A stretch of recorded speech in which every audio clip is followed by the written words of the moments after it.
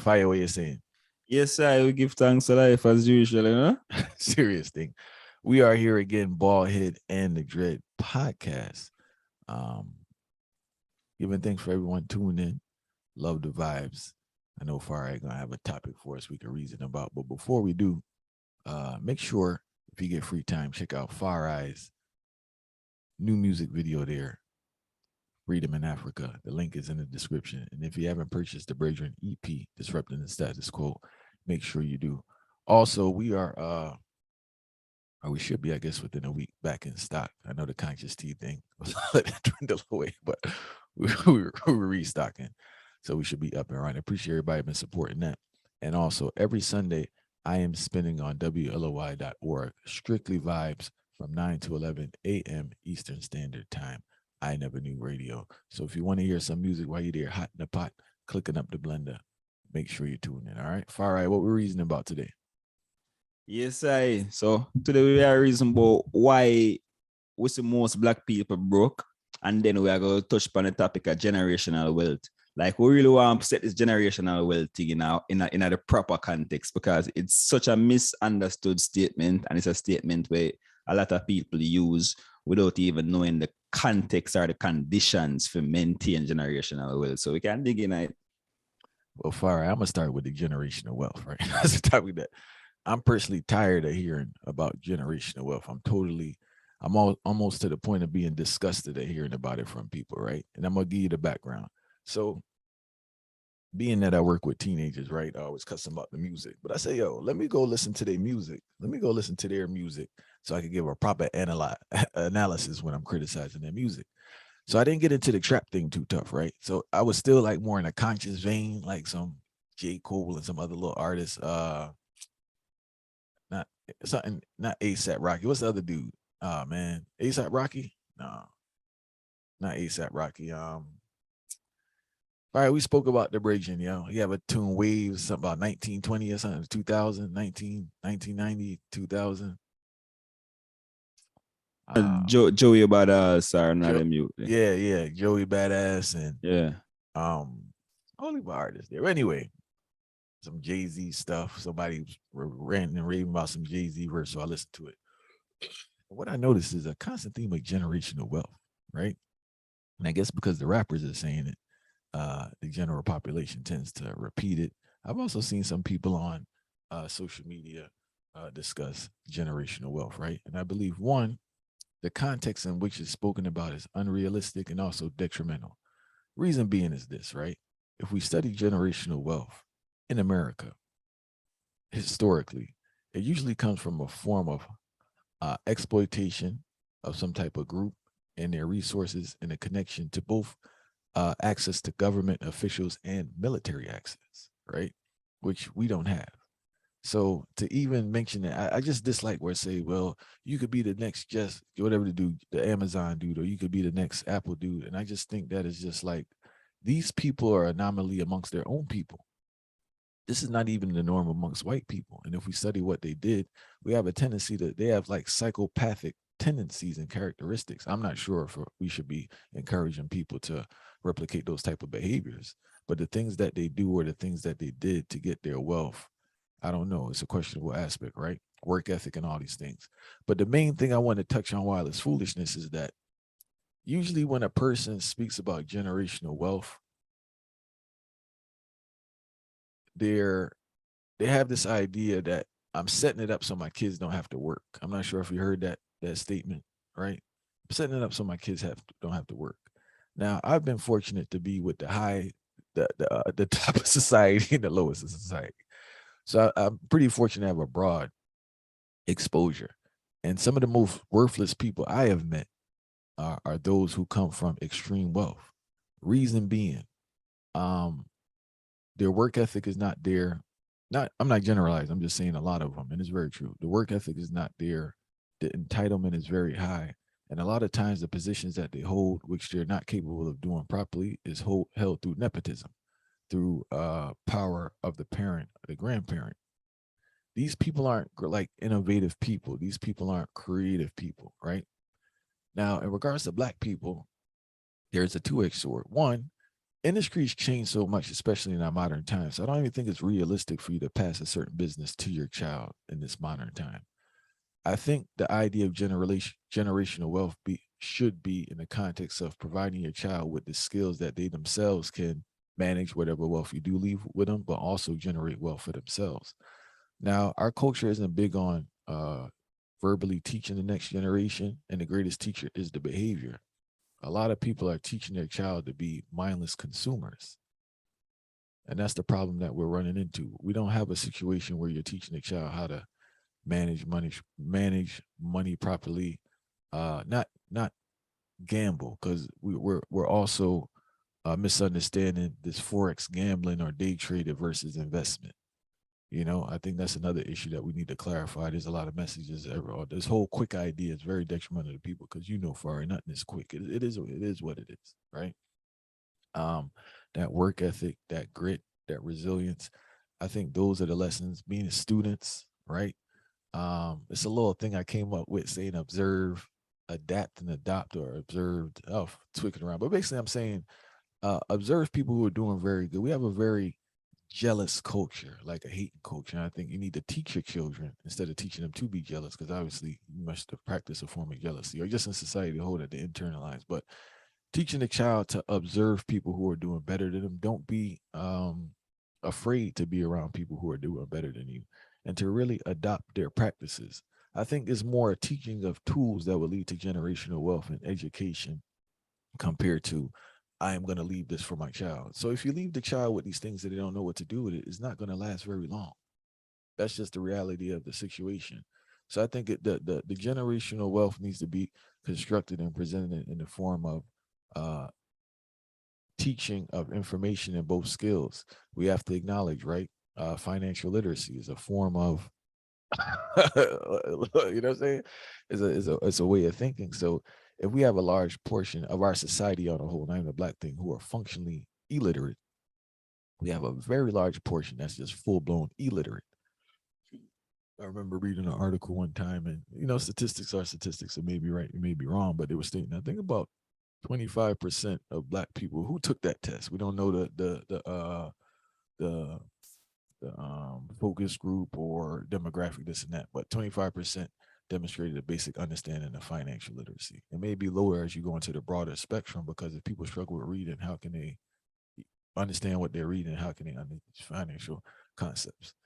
So like, I think people just need to stop going. I'm tired of the buzzwords. I'm tired of people just saying stuff. I gotta figure out a way. Like, I gotta give somebody to manage my social media. I despise social media. I'm just gonna keep it a buck with you, yo. I'm tired of it. Like, I'm not even on there. I post one thing, but once I go on, you see this and that, and like, I just feel like it's just so much misinformation being circulated, and it's too much of this rich quick thing. It's too many like people who aren't doing anything giving people advice about not to do anything, and the thing is becoming a real issue right now because people aren't encouraging people to develop skills. People aren't encouraging people to get out. Everything is this rich quick thing, and everybody's just saying stuff that doesn't make any sense.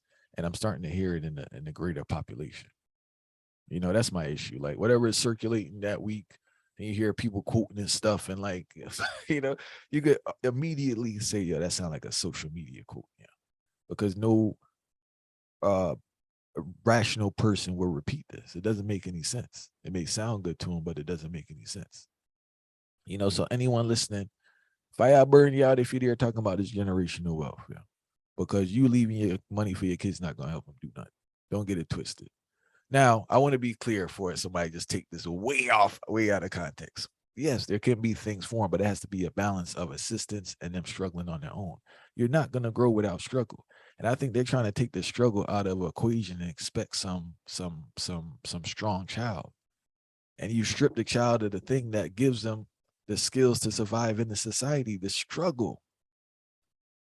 That's what's modern day parenting. They trying to take out just basic life struggle. And you're really teaching these children to be mindless consumers, fire, because they have everything already. And that's why their work ethic is in the tank. You'll be shocked how hard it is for these teenagers to keep they can't keep a job, fire. Teenagers. Every day they got a new job. Every day they got fired because can't nobody tell them nothing. They don't feel like going to work today. They're not going because it's just like They don't have that grind. And it's across the board. This is coming from a man that work with teenagers. Anybody work with teenagers would tell you the same thing. I have teenagers. The work ethic is not there. Because when they got that iPhone in their shoes, they don't need nothing else in life. What else you need, right? God forbid if you got the PS, whatever we on, 3, 4, 5, 6, whatever level we on right now, you're good. You don't need nothing else in life. You get what I'm saying? So then access to credit now. We already know, obviously, this generation has more access to credit than previous generations for a private consumer. So, but far right, man, this thing, as I said, I want to hear nothing about no generational wealth in the context of which it's presented. I'm just extremely tired of it. I am extremely tired of it because that's the thing too. Now, people do it properly. People do it properly, right? Black people have done. I've seen white people do. I saw other cultures where the child is working. Asian people, you think it's a simple thing. You see their kids in that restaurant bouncing around. They're around there every day. So they don't have to preach to them, but they're observing the whole business, things being delivered, how to interact with how to interact with customers, how to get through the hard times. They're experiencing that every day. So don't think they simple because they picking it up. They don't need nobody over preaching them, but they're just in that environment. So how you expect, when you talk about generational wealth, and you just buying your kids something. So what the kid learning? So if the kid run into hard times, what are you going to do? You going to go shop the problems away? You don't know how to deal with nothing. You don't know no aspect of the business. And who's to say that? Go ahead, Fire. Sorry about that. You see, the whole thing come down to the fact say, all right, I feel black people, especially, been so down on the economic ladder that the only concept or the only thought process where really matter to them is like money. See? So it's not about how we acquire the money, when we acquire the money, it's just the money. So the concept of just having the money is the happiness. So we realize, you mentioned the social media, and we tie it in back to black people, you realize it's more of like a fairy tale land. So there's no set structure. I mean, I say everybody, just I say generally speaking, that's the culture. It's like a toxic type of mentality towards accumulating money. They might not really know how to accumulate it, when they accumulate it, but them know so one thing for certain, mega rich. That's the thing, mega rich, but I don't know how may I get rich, but I do say mega rich. I've been at work the same 95, whenever I even try apply for a promotion, whenever I even try go out of the scope for try learn some new skill set, but mega rich. That's the thought process. You realize that now evoke to different things with them assist. So them have particular role models with them I look up to, them have particular activities with them do. And these people now who them idolize, them realize that these people are financially wealthy. So again, with money being the main concept behind them thought process, all them know say, yo, I want to be like that. And if you check, you have different ways so you can check it because you realize enough of the people them name below for them heroes. You realize that them have a child, them name, them not really give them child a name with meaning, probably as person with them sip on TV, them name them child off, or these Mercedes, people who have money. Yeah, Lexus. These things where them want, them name them child off for all these things. So you see that's a one particular example. And then the thing now where most people don't understand with this whole generational wealth concept, even beyond what I said, because I mentioned a pivotal part of it, but there's two main things. You have time.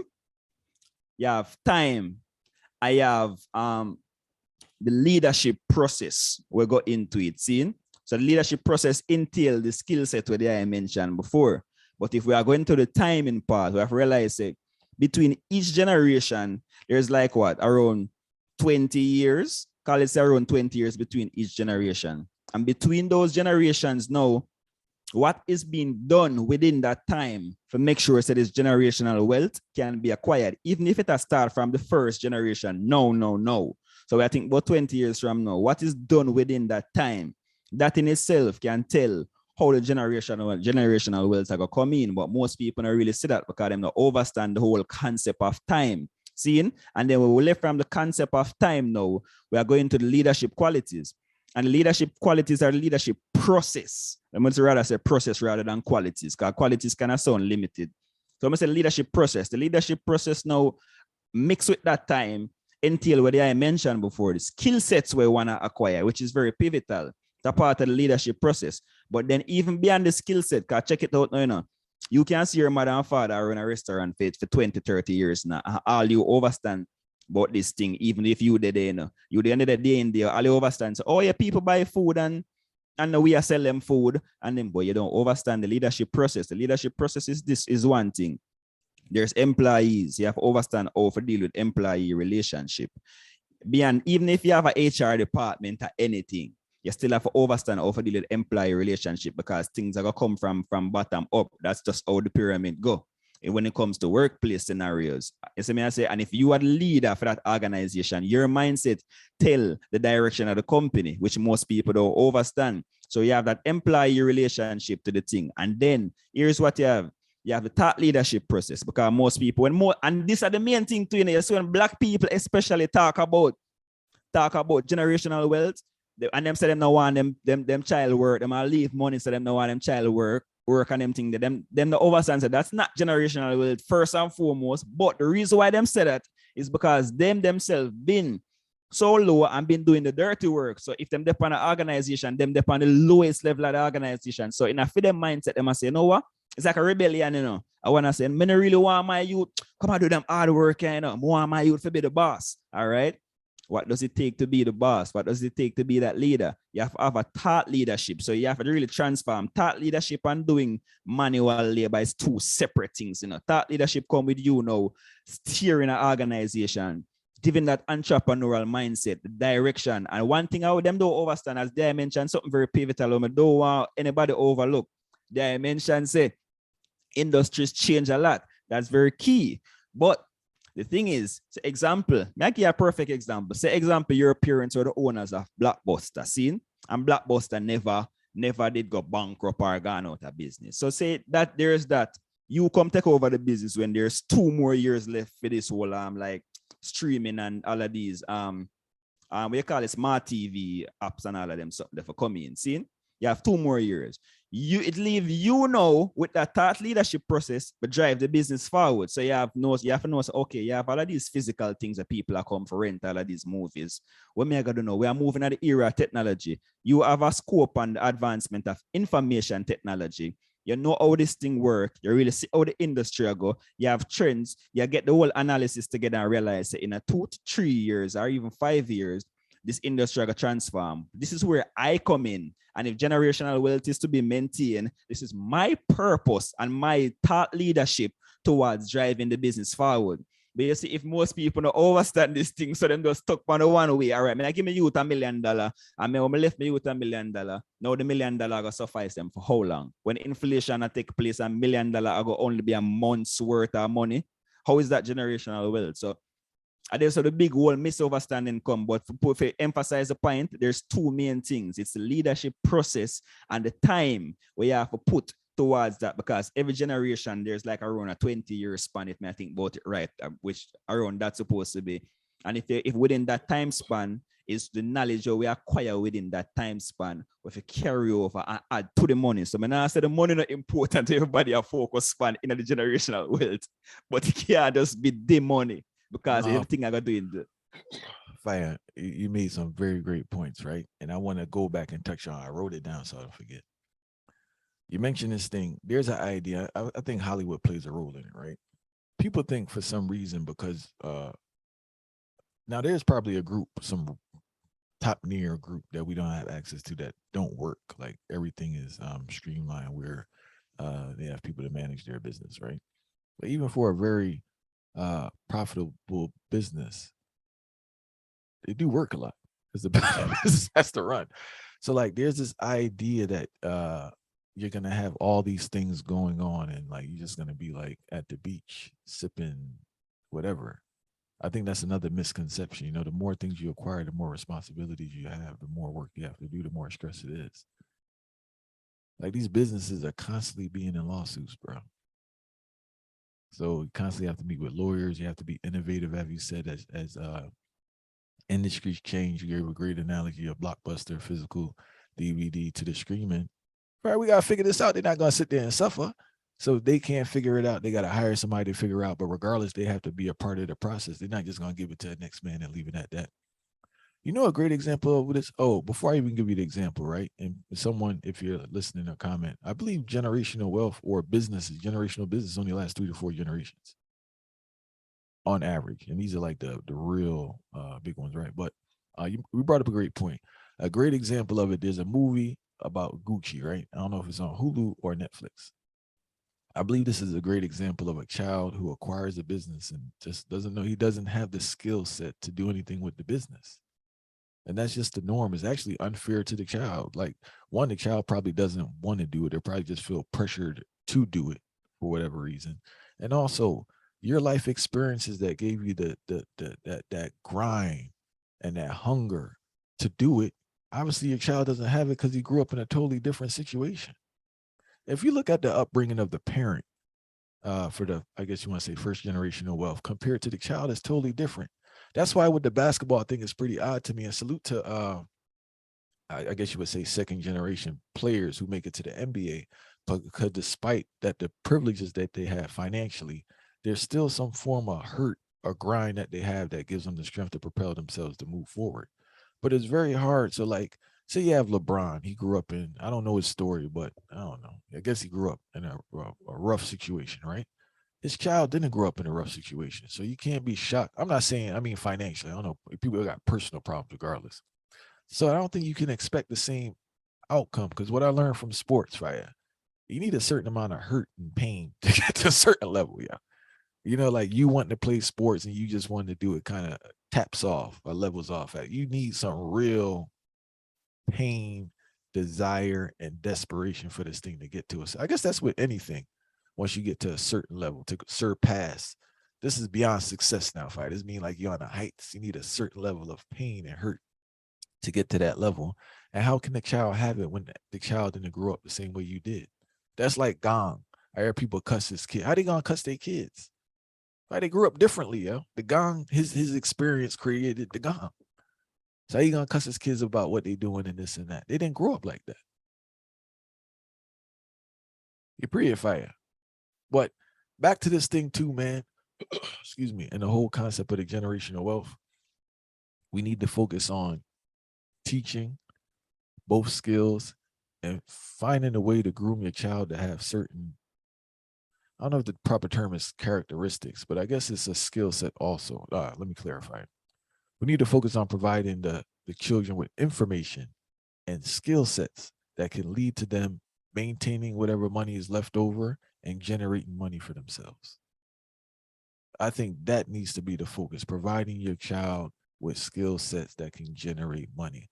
I think the first thing that can be done is just a basic breakdown of financial literacy, basic budgeting, basic concepts. You know, shouldn't spend more than 30% on your rent, you know, more than 10% on your car. If you can, whatever you can save, 5, 10, 20, whatever you can save. Get your priorities in order in regards to what money should be allocated to before other things. Another big aspect, Fire, which is a key component to generational wealth, is insecurity. You have to teach your children about marketing. You have to teach your children the games that are played for these industries use to nitpick and make you feel that you're not worthy, and your worthiness can be attained for a price. That is one of the greatest. I hear people speak about financial literacy all the time, but they never speak about insecurity. I think it's very hard for a person to get their money in order while you're insecure because the decisions that you make are not made from a rational standpoint, which is beneficial for you financially, short term, medium term, or long term. It's what will meet emotional need, what will draw attention, what will draw social acceptance. And those things have nothing to do with your finances being and thing. The competition amongst adults is ridiculous. All right, as I've gotten older and reflected, right? I used to sit in one barbershop. I used to go on barbershop in East Orange on Main Street. Nothing but Jamaicans in there. Some supposed to be up here, some not supposed to be up here. You know how that go, right? So anyway, the conversations were wild and like, you know, some people work, some people did their thing. But I'm talking about even the people that did their thing. You know, when you hustle, you still kind of on fixed income, right? To a certain extent. Yeah, you may get a lick where it'll be a little more, but the money is pretty in that same vein in regards to what you're moving. Now, for the fixed income people, I was shocked that like their conversation and the competition, they were always trying to like present themselves as what they were not. And the thing is like, bro, you have a 9 to 5 job, and the coldest thing with earned income, you know, that's the highest tax. So ain't really nothing the player ain't nothing to do on that.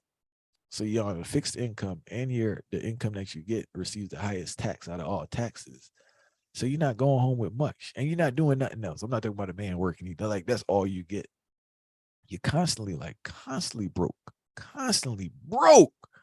People be out here broke. Fire. I mean, like, man, the more hype they are, the more it's not a word broker. I just say it for the sense. They are. And it's like it's a nasty cycle because the next person think something going on with you, which nothing going on, and they feel away. And to, I guess, join the party, they spending money. And it's like corporations win. You spent your money, you're broke, and you're just in a nasty cycle of work and spend, which the system wants you to be into. Anyway, and I want to make it clear. I want to say a disclaimer. These are for those who can afford, like, at least make enough to like save. There's a large portion of us that just don't make enough for anything. And this message is not for you. I'm not trying to criticize you. I'm not trying to put you down. Right. A lot of people are in positions where it's just hand them out fight. That's all they mean. And that's the story. This is for those who actually make enough where they shouldn't have to be under financial pressure the way that they are. They're not making, you're not making crazy money, but at least you're making enough to where you should be able to, if your money was spent properly, you should be able to cover your bills, save a little something. But that is not the focus. Your focus is to be in competition with whoever, impress whoever, and always just stretching yourself financially. And the stress shows up in your personal self and in relationships. Because if you're unaware, finances is the number one reason for divorces, at least in America. I don't know about other countries, but it's just spending habits, finance. Yo, listen, Fight. I was in line the other day. I saw a lady buy 2 things on Amazon. Yeah, just like that. It's like a habit, addiction.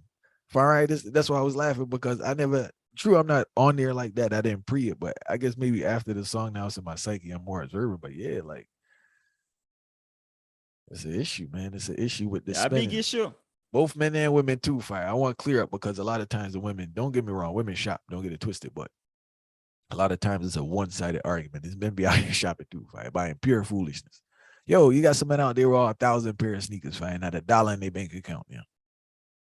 Yeah, because image, you see, image is a thing where it's a misconstrued thing, because funny enough, they talk about competition, but in a different way. One's now overstand say, see this competition thing, if them need to start thinking about it from a positive light, right? So how do I get ahead of my competition? Not about me competing with others to try to show say we are the bigger one. I say you instill this wealth where you talk about by thinking about a competition. Even if there is no competition that you can see, you create a competition in your head and say, oh, you can be more advanced than that particular competitor. So if a competitor out there is offering this, what am I offering? Or look at what me I offer currently, what can I improve? And here's a thing when I always feel like it's a fire. Like when I think about this generational wealth, I think about one thing. You as the parent or you as the individual who are looking for pass on this wealth, right? If you create a whole entity and the entity is successful or midway successful and you say you want to instill this thing, there is one thing when we feel like all of them must have. They must have a brainstorm session with the individual who them look for as the successor. Because if you don't have a brainstorm session, and all right, within that brainstorm session now, here we have to do. You have to put the amount of investment money where you think say I got up on the plate, right? What can this individual who is going to be the successor add to this? Because oftentimes people say, all right, here the next misconstrued concept for them come with it now. We got youth have to go college. When them youth go college, so them youth can know how to run the business. College is not going to teach a youth. Not college is not going to teach a youth how to maintain generational wealth. That's not the purpose of college. So I really want them overstand this thing. Because I really like people if you get this thing misconstrued. If you go study business administration, that not help them to manage no business, Like that's a whole joke thing, The main thing where you have to do. Hold on, Fire. Say that one more time.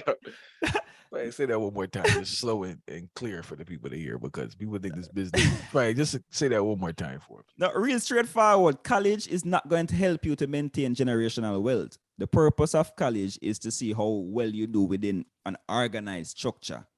And once you can follow those instructions within an organized structure, you are now ready to become an employee. So The purpose of college is not the opposite, right? So when we talk about teaching our youth to maintain the generational wealth, one thing where we must understand is this. Within that brainstorm session that me I talk about, if you can show them that investment amount on a particular paper, this is where the company is at right now. What would you do with this? And if them can't tell you what them are gonna do with it, them not ready for this yet. And if them can't tell you how them are gonna advance it within that brainstorm session, or them can't give you palpable ideas that make sense. But the ideas not have to be so clear cut, But me I try to show you because business is not a clear cut thing. There's always improvement for making a business, but you just need to make sure the brain juice them a flow. And you can't say you're gonna expect somebody to improve your business or continue out at something through generations if them brain juice not flow. That's like the big wrong bang. So that's one thing we need to do. We can't expect college to teach them. We have to be the teachers for them. I always say teach them now. We're not going to teach them just, or we are force them to do this because them not have to do it the same way that how we do it, and them can create expansions of our business. Or maintaining generational wealth, that means it have to be the same company. And one thing a lot of people must really study is conglomerates. Because I mentioned Gucci, and something where most people don't even know. So most people don't even know Gucci is not the parent company. Gucci is just a brand under Kering. Kering is the parent company. So that's why most people don't understand. Puma and Gucci is practically the same thing. So if you buy a Puma for $80 and you buy a Gucci for $600, you really buy the same brand. You say, so enough people now meditate them type of thing. And so if you talk about the brainstorm session now, it's not just to give a one-dimensional cut. There's no form of generational wealth that is acquired from a one-dimensional perspective. It has to be a multi-dimensional perspective. And you have to learn how to do the thing because the youth you want to rise up and maintain your business as a successor. They might into fashion while your business have to do with food. But how you merge food and fashion, do you want it to be known say these things are related, or would you rather it to be seen as separate entities, knowing that it's controlled under the same management and it's the same thought process we go within it, but you just have different marketing strategies towards it. So you see, people never understand this thing when them are talking of fire and the social media posting and all of these something for just look good enough. It sound good. Can I tell you the truth, fire? Them things we are talking about on social media, it sound good, fire. May I tell you the truth? It sound good. And it will motivate you for one little 2 seconds at max. 2 seconds, literally 2 seconds. Yo, this sound good, eh? All right, but it not an impact upon me because it not an impact because it's not realistic. And if it's not realistic, it can't maintain no generational wealth at all, especially when we compete against a man who are run. Remember saying that you have some business and you see it established since 1863. Fire, slavery, and them things that did go on them time. The 1834, slavery that go on, and them still maintain this well. So you I think you're gonna compete with a company where they bought from 1834, fire, when slavery did still chattel slavery did still they bought, and that company that's try. Where you think them used to maintain the chart this day in this capitalistic structure? You have to think about them things, fire. So the thought I forgot into these things. No, the thought, if I wanted to say something earlier, but the point you just made was so brilliant. I wanted to add on that. The origin of America, right? We have, especially like westward expansion, like Manifest Destiny and all these things. It's free land, fire. So you have people who acquired land basically for free, even if it was parceled off. It was for like nothing. It was cost nothing. So we're looking at 1800s, 1900s, 2000, 2010, right? So the land is of crazy value if it's in that family. You're not getting no free land. So your profit scale is all fire. Like the amount of money you need to get a little parcel of land. So I don't think like that should just be, I think the goal is wrong. But I just think the whole blueprint is wrong. And like just comparing itself to all these people that like, did whatever they did under certain conditions that you don't have access to. That's what I should have said earlier. They accomplish their goals in an environment, right? And with resources that you don't have access to. You don't have access to a military to go into another country. You just don't. You don't, fire. And as a black person in America, I don't see how you're going to have it. It's just a realistic thing. You may have some access to government officials to play around with certain things, But when you have both, then you can generate a different type of wealth because at that point you're stealing. You're not paying for the product, fire. You're selling stolen products. Of course, the profit margin gonna be crazy. If you ain't paid for nothing, then the product you have is increased in value so much. Damn near hundreds of thousands times from when they got it for free. So I just think we just need a better perspective right now. This is not to discourage anyone. You can still do your thing. But in regards to, I think the generational wealth needs to be generational information. And yes, some resources there to help the kids. Help the kids towards their goals, not buying pointless things. There's two different ways of spending money. I told I told these kids this the other day. They was looking at me crazy. I said, check it. If it's any money in that house right now, like, because they around that 16, you know, the Sweet 16 is a big thing with black people right now. I ain't talking about like on TV. I'm talking about with black people in like poverty-stricken areas, right? So I say, yo. I know right now, a long time. No, I think it's more. This wasn't from my generation, yo. This is a new thing, yo. Yeah, no, man, from my generation, a big thing, man. This thing kind of wild, right? So I told him, I said, yo, I said, if there's access to any money in the house in regards to, because I've been hearing about numerous dresses, party, DJ, catered food, and it's a lot, like a prom, before prom. So I was saying, if there's any money in the house, right, ask your parents, tell them, say, yo, I don't want no party, right? I need tutoring, right? I need help with my SAT. No, I told him, I said, hey, listen, I know it sounded weird, right? But the money you'll be able to generate long-term and experiences you can have 1,000 Sweet 16 parties. But at least you can just get yourself on the level and brush up on some skills that you're struggling at so you can move forward. Priorities, spending money. If you're a parent and you're going to get your kid, whether it's a $50 shoe or a $1,000 shoe, if you have credit on your credit card and you're going to use it for pointless consumption, I just recommend, please identify, unless your child is on the heights and everything's clear, cool. But if the child is not, which most of our children are not, I do recommend, if there are extra resources there, right? Yes, use it to develop the child's skill, reading and basic math, because that's what we struggle with the most. Collectively, as black people, as Americans in general, we talk about black people. Get the child's all the help you can with reading, because with that, their ability to earn increases tremendously. Their ability to understand concepts and think critically will increase tremendously. Basic math. Spend money on that. We talk about investing. Invest. Yes, invest in your child's brain. And invest in your child's skill set, because these skills they will have forever. Because on the back end of that, you are teaching your child that their self-worth and their image and everything is so important with this buying. He can't have this coat. He has to have this coat. You don't have to say anything to the child. So this person's screwed up now. So when they get older now, right, they can't make a conscious decision to say, you know what, I only can afford to win a coat for $200. I'm just going to work with that. I'll find a color I like, something durable, whatever. No, I have to have this brand. They don't have the money.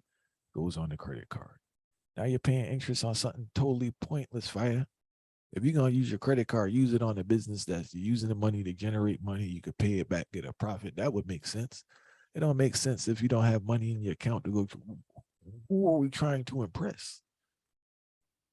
That's the question we have to answer. You know, and I know it's rough. You know, I know the insecurity is there. I know it's a lot of healing we have to do and all these things. It's a collective, this and that. But like, if I was at a function the other day, right? And people there criticizing people about cell phones. And I'm just thinking in my head, like, wow. I was just in my head, like, all right, these are grown adults now. Like, yeah, I got nothing better to talk about. Like, what type of cell phone this person has. You know, so I will say on the back end, I know it's hard when you're around people with a certain mind frame, right? Shit, probably impossible. But since you listen to Ballhead and the Dreads, since you listen to Ballhead and the Dreads today, you did hear something. So, it may be time for you to distance yourself from certain people with certain conversations. If you're an adult criticizing people about what sneakers they have on, what clothes they're wearing, what car they drive, maybe you shouldn't be around that person, Fire. If that's the And height, go ahead, Fire. I say, you know, something when we really that talk about that, and there's something where a lot of people really need to know. Like, I'm not gonna explain why this is a professional advice, but believe so. What I'm gonna say now is a professional advice, Fire. Like, we don't need to know why it's a professional advice, but just believe me. What may I tell you right now? Purchase intent is a key performance indicator metric of these brands. See, and there's a lot of money spent on purchase intent, right? So there's a recent database. It's not available to the public. That's why I met the them said, no need to worry about why I'm getting this information. But there's a recent purchase intent where I noticed as it relates to in the month of October, starting of September, the purchase intent for luxury brands have creeped up more than 50%. The purchase intent, no, not the purchase, but the intent to purchase. These companies are paying millions of dollars per month to get access to specific tools and vendors who can scan the intent of purchasers. And why I mention this is because I go inform them of something else now. See? So along with that purchase intent now, there's a particular what them call the target audience within. So you have when it comes to every single brand, them have the tactics them where them use to advertise. And under these tactics, it trickle down to a particular thing where them call the targets. And now the targets within the targets, their audiences where them target specifically to get the advertisement. So see? And then there's particular ones. So them have audiences where them target for a sake of demand. And demand means people who are just going to buy a product right off the top. Them already familiar with your brand. Them know your thing. Once them see it, them just going to buy it because them want that product. See? Then you have the brand, or them called brand awareness now, where it's a thing where people might hear about your brand or them know about your brand. But them, them are consider it right now. That's where most of the money is being shifted within this particular economic volatility. So you see the brand you know where take place now, them have the target audience within it is those who can afford it, which is the upper echelon. Then them have the middle class who want to be the upper echelon. So you're telling you, these are like literal till name what them a name out. You know, it's not like I them make up something right now. You know, the middle class who wants to be upper, and then them have a lower tier now. That lower tier is those who want to be identified with this brand, so they can feel like they are the upper echelon. That's the real devastating part of it. And I want to tell you, I say that as the highest audience pool that you can think of. So I don't want I didn't wonder where me I get this information from, but just know so this is professional advice and professional information me I bring to you right now. You know. See so crazy that is. That for show you where our mindset is at right now, Fire. And that is not a good thing, Fire. So you see, if we continue that mindset, that generational wealth we talk about is non-existent. All right. All right, you brought up a great point, right? Well, we appreciate you sharing your expertise wherever it came from, right? Check this. This idea that I observed this when I was younger, and the statistics you just provided just really verifies this. Why do people feel wealthier after spending money? Because if we put it on the board, right? If I put on the board, I have $100 and I just spent the $100. The $100 gone. I don't have any money anymore. I have an item which is has no value to is a depreciating asset because once I purchase it, it's no longer $100. And once I wear it, I don't know what I could get back for it. Maybe we're dealing with a shirt, maybe $20, $10 from a thrift store. Think about that psychology, Fire, and I think that sums up what you said. What we have created in our minds is that you increase up the economic ladder or the social ladder by decreasing your net worth. That's really what it comes down to at the end of the day, right? Because if you spend all your money to put on these things or drive a certain thing or to have because this is the next thing too. Remember, I'm from the jewelry era, but it come like the cell phone took over the jewelry. Now this is the next status thing. Because it come like This is a Droid, by the way, so everybody's clear, right? It's an Android, Samsung, right? If you don't have an iPhone right now, if I come like you just scum, it almost come like you're a lower being or something amongst people. Where did that idea come from? You're pre it. But I just ask anyone out there listening to think, why do you feel you're wealthier after you spent your money? I thought you would be wealthier when you flipped your money and it turned off. You have the initial investment or you have the base or whatever technical word you want to use and you added interest on it and the number went up like it was 100 to 150. Then get Not, scammed. not from 100, not from 100 to zero. You know, but these are things, all right, we laugh when we say this, but these are things you should be teaching your child. When we talk about generational wealth, these are little snippets you should break down to your child. And if you're unaware or uninformed or uneducated about the thing, now is the time for you to learn. Or if you have access to someone that can teach your child, put the child in that position. Because there's one thing too, last thing I want to say. What I've learned is information is so segregated. So for instance, depending on the ecosystem you are in, right? You can learn in literally 2 minutes, something that would take a next man 15 years to learn based on your surroundings. Unfortunately, many people are in pockets of ignorance. They will never get access to certain information. Some search for it and find it, but it takes a very long time. And I think we as a culture need to do a better job of, because like we really remove ourselves from certain environments after we get $2 in the pocket. And we have to somehow figure out to just kind of be a bridge to give, because really information finding. You have to figure out a way to give information back to the foundation, because if you don't and other people aren't doing it, they're not going to have information. Yes, people argue, say it's rough, you know, they don't want information, this and that, but we do have to do our part. I think more, and people are doing it, and salute to you, but more people need to do that part of bridging the gap of integrate the information. we need to integrate the information, you know, because information is extremely segregated. And if you're not around certain people, you're not around a certain environment, you're not going to get certain information. And behaviors that are detrimental to you are praised. So for instance, if I see a person in a certain car, first thing that popped to my head is a high car note. There's no, that's just the, I'm like, damn, you know, by the time that and insurance, the next person to figure that's the coolest thing ever. And they're great. Two different mind frames.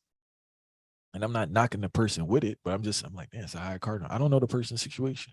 They may be in a situation where they can pay it with no problem. Or they may be in a situation where they can't pay it no problem. I don't know. I just know it's a high car note. And I know that I need a durable car to get me from A to B. That's all I need. I'm not trying to get in any social status with no car. I need a durable car. I need to know, say, oh, all right, majority of the time this car gonna get me there without breaking out. That's all I need to know, right? And the little efficiency on gas and my radio working, I'm good. AC and heat, and we good. That's all I need, right? I don't view car as a social status. I just view it as a high bill, and over time, that money can be allocated somewhere else that can generate money from it. But I'm a man that worked on my insecurity. So it's like it's a connection. It's wild how things are so, what you want to call cyclical. I struggle saying that word. No, for real. You have to work on yourself before you get your finances in order. Because if you're all around the place and just not feeling good and not firm, if I had money everywhere before you know it, because you try and buy a peace of mind, you're trying to buy some status, you try and buy some self-worth, you try and buy some confidence, and no one can afford to do it. The artist that's on stage that's making how much $100 million, he can't afford to do it as an actor. So how you gonna do it in your 9 to 5? And this man got way more money to waste than you. I'm telling you, fire, because it burned me out when I see the sisters with the Louis Vuitton bag, yo. And it's just basically, listen, if you don't even have half the amount of the Louis Vuitton bag in your bank account, don't wear that bag, yo. You're not fooling nobody, yo. People be at the oddest jobs with Louis Vuitton on. I saw one Amazon worker with some Jordans on the other day. What sense that make? No, if I had to think backwards, yo. You know, me reason with a couple of people, right? And me get a lot of different justifications for all of these things. So one of the common theme them when we say, and the justification is that example, them are come from people who are hustlers, right? Not illegal hustler per se, but people who just a hustle overall at legal farms. Them feel like say wearing these items is it show up like if them have a potential business partner or them have anybody who them can work with, them feel like say it shows say yo, I have my thing up, my whole thing up, and I can afford these things. I'm a person who is making money, and once me, I'm a person who is making money, you will be interested to make money with me or to collaborate with me, which is a very, very detrimental and toxic mentality because your skill set and what you can do supposed to be a representative. Supposed to be a representative is all right. Let me tell you this. Yo. From you good at listen, from you good at what you do, Fire, you wear whatever you want. The focus need to be getting good at a skill. It's a cop out. It generally is a cop out. Nobody worry about what you got it on if you mediocre. You can't do what you're doing properly, Fire. You can't come to a meeting on time, or you can't respond to a call. You can't write a proper email. You can't deliver. Nobody care what you got on. People only care, can they make money with you? Can they make money off of you? Can you deliver? Are you reliable? That's it. No. So all the You time, get to realize a culture. It's a culture, it's a toxic man. culture, Fire. Yeah, it's a culture culture. mix. And it's like a denial thing too, man. A lot of people in denial. They try to justify everything with all this BS. And here go the joke. The same person doing that is not in business. That's the joke. Like somebody told me about their cell phone, they need it because of this. I said, all you do is call and text people. You can do that with any phone, any smartphone. You don't need that phone. Oh, so say, hey, man, whatever you want to tell yourself. I guess you need to be present. I want to clear. I'm not saying a person should walk out bumping. I know people want to take the argument and go way astray, right? You need to be presentable. But Fire, listen, if you are skilled and you are extremely good at what you do, people are going to pay for it now. Don't get it twisted now. Because people want good service and they want good products. And your work will trump your presentation. Don't get it twisted, unless you're like trying to be on TV or something, like trying to be an artist or something. But even so be the case if you are trying to be an artist or anything. You see, may I let's tell them is misconstrued propaganda. So may I prepare for them responses and then just listen to them first, then me start teach them something. So you see, this whole idea is a misconstrued propaganda. So for example, we talk about the KFC thing of recent, like them, even though them are the number one business in the country in regards to fast food, them advertise the most, right?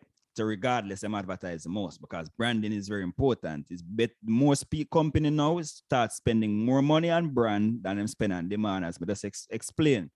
So our culture, the toxic culture where we have put together a misconstrued propaganda. So that misconstrued propaganda where them see these big chains putting together, them put it together for them own way and thinking that it's equivalent. It's not equivalent because these companies are putting out a propaganda or advertisement for fulfill and get more purchases. But thinking say you are buy all of this because the people have this thought process of is walking money. That's what they talk about when a man spend $10,000 on the shoes there and him call himself a walking money. It's an actual statement that we're making. So yeah, man, I'm a walking money. So him now in himself, him don't see it as a loss, or she say him $10,000 less, Him see it as the $10,000, him just dry it out of him account and plaster it all over him shoes. So in himself, him still think the $10,000 remain, not him not put depreciation or kind of really put the bag of thought in it, Him just feel like him just transfer the money from one account, which is the bank account, and the other account is the shoes.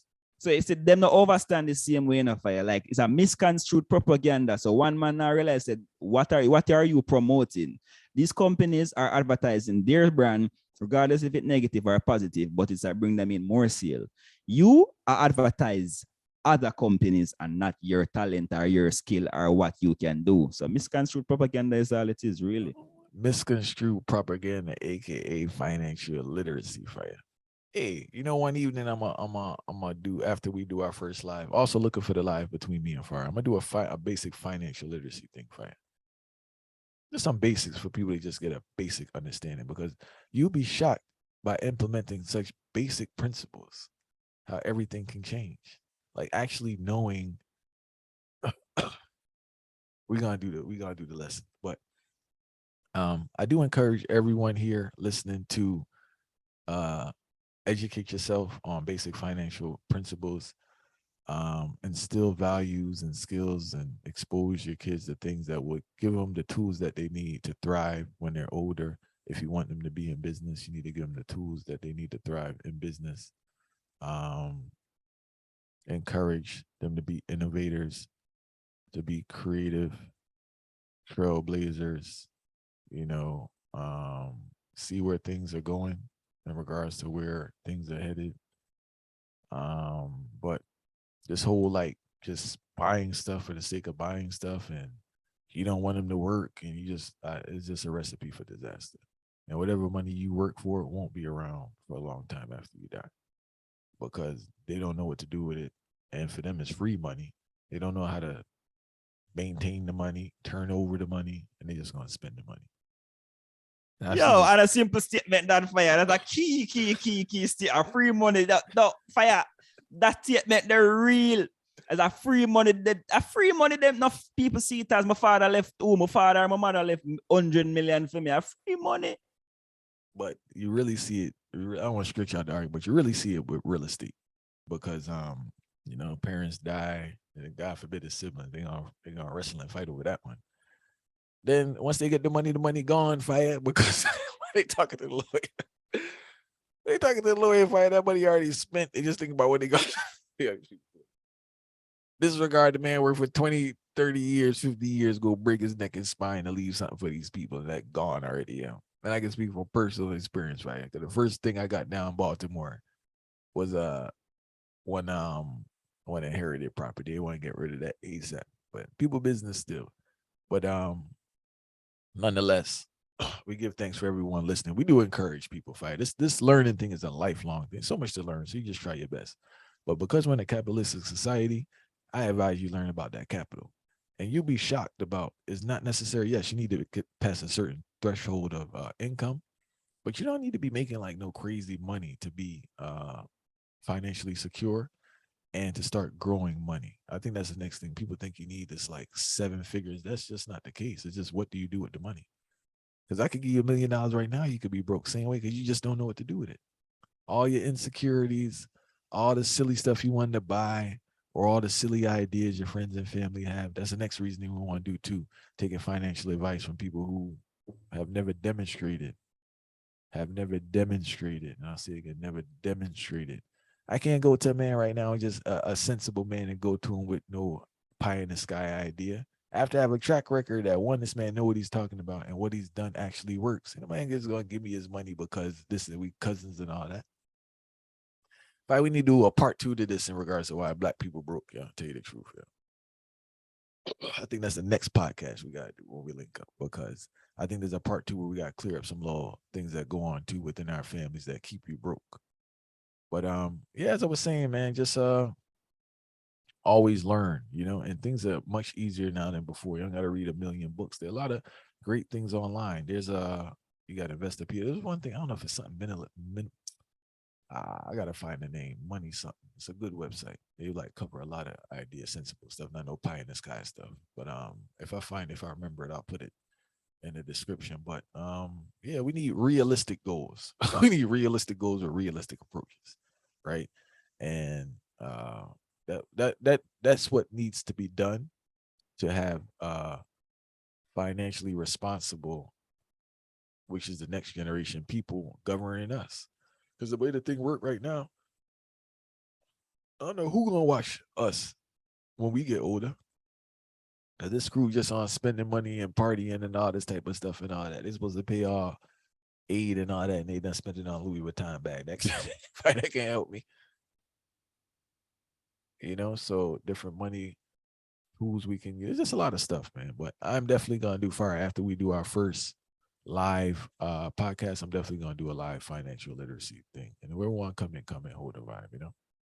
It's important fire. Them need to know about this branding thing too. Enough man, we see a drink up them NSC and them something. Them not even know say. So if him girl have a Louis Vuitton bag him a buy be NSC for go floss, and I see him company I create them in like a Louis Vuitton Moet name. The parent company is Louis Vuitton Moet NSC. So enough man not even know look a basic thing who him a support neither. So you see, for the reason I can't continue on and on enough for it's really a deep thing. But one the one them to think about it there. There's no way I do.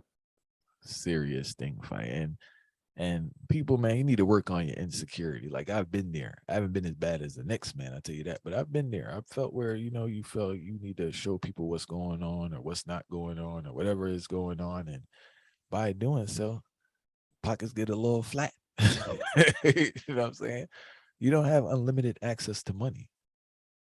Some people think the credit card allows them to do that. And that's a totally different conversation you have. Because some people have some real judgment with their credit card now.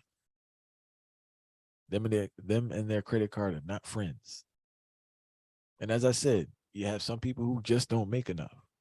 You have some people that just need to reevaluate all their expenses and they're just living above their means. They got to tone it down a little bit, change where you live, change your eating habit. Like everything needs to change because it's just like you can't afford to live that lifestyle. You just can't.